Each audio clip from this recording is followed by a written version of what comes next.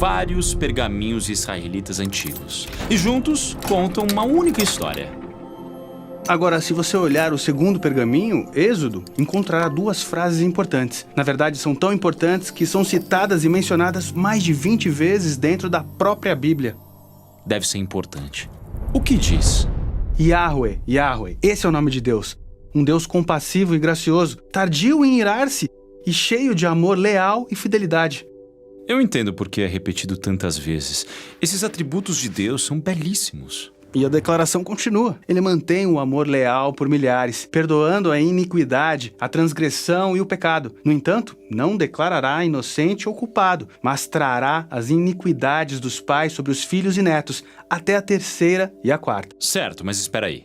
Essa última parte é um pouco inesperada. Estamos falando do amor de Deus e de repente mudamos para o juízo dele sobre os netos. Então Deus é misericordioso ou vingativo? Sim, ótima pergunta. Vamos ver essas palavras no contexto geral, olhando para algo importante em Gênesis, o primeiro pergaminho da Bíblia. Lá, Deus escolhe uma família, os israelitas, entre as nações. E ele promete que, de alguma forma, vai resgatar o mundo inteiro por meio dessa família. E Gênesis termina com a família de Abraão no Egito.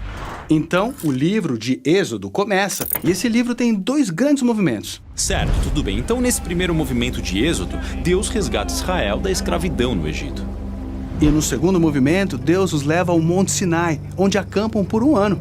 E Deus convida essa nação inteira para uma parceria chamada Aliança, para poderem ser moldados por seus valores e caráter. E representar Deus para todas as outras nações. Exatamente. Agora, todo o movimento do Monte Sinai no Êxodo pode ser dividido em 4 unidades literárias. Primeiro, há uma cerimônia em si, na qual os israelitas concordam em ser parceiros de Deus. E Deus define os termos da relação, começando com os 10 mandamentos.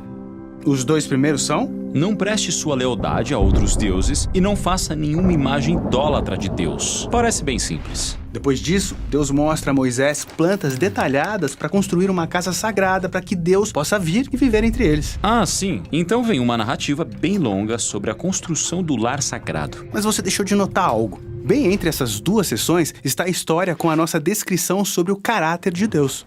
A história começa com Moisés subindo a montanha, escrevendo os termos do acordo de parceria, enquanto os israelitas estão no pé do monte, violando os 2 primeiros mandamentos. Isso é ridículo. Eles estão quebrando os votos da aliança enquanto a cerimônia ainda está acontecendo. Sim, então Deus está ferido e irado.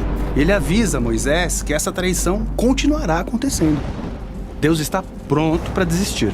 Mas e sua promessa de resgatar o mundo por meio deles? Sim, exatamente. É isso que Moisés fala. E então, o que Deus vai fazer?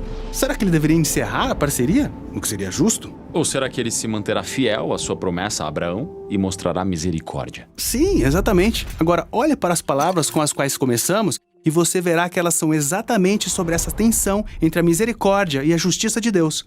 Certo, então a declaração começa assim: um Deus compassivo e gracioso.